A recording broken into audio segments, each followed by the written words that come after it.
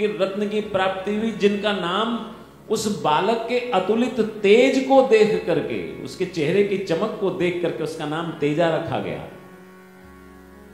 जो तेजाजी महाराज, जो 10वीं का मेला होता है ना जिनका, तेजाजी महाराज का, वो तेजाजी असल में वास्तविकता तो ये है कि गौ भक्ति के लिए यदि अगर किसी को जाना जाता है, सर्वश्रेष्ठ लोगों में किसी की गिनती है तो वो वीर तेजाजी हैं, जो गौ माता के लिए उन्होंने अपने प्राण भी दे दिए।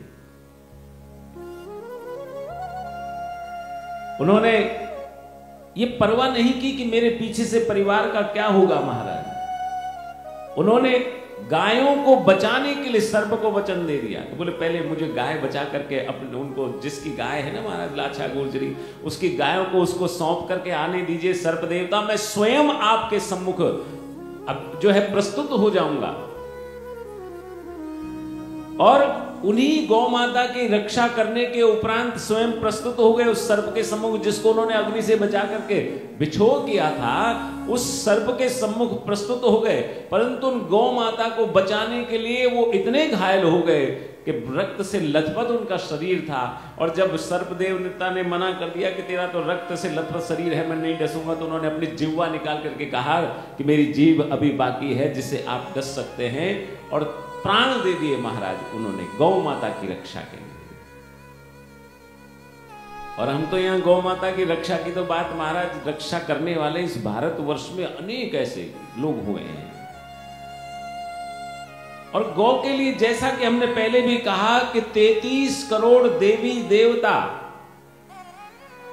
जिसमें निवास करते हैं, जिसके दुग्ध में साक्षात स्वर्ण सोना होता है, स्वर्ण क्षार जिसके दुग्ध में हो, वो बकरी के में, भैंस के दूध में नहीं मिलेगा महाराज। ये गौ माता की विशेषता है कि जिसके दुग्ध में गौ जो है स्वर्ण क्षार मिलता है, और जिसके द्वारा प्रदत्त प्रत्येक वस्तु हमारे लिए, मानव शरीर के लिए उपयोगी है।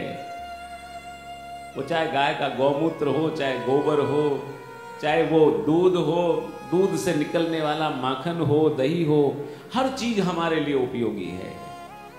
अब आप सोचिए कि जिस प्राणी के शरीर से निकला हुआ प्रत्येक द्रव्य हम लोगों के लिए आयुष्यकर हो, हम लोगों के लिए बलवर्धक हो, वो तो निश्चित रूप से, इसीलिए तो भगवान श्री कृष्ण की वंदनीय गौ माता को माना गया है। तो भागवत जी में कि कल कथा प्रसंग चल रहा था, कालांतर में सूत जी महाराज ने अनेक कथाएं सुनाई, अनेक स्वयंभू, उन अनेक मनवंतरों की कथाएं, अनेक सृष्टियों की रचनाओं की कथाओं को उन्होंने सुनाया। दक्ष के द्वारा श्राप दिया गया नारद जी को।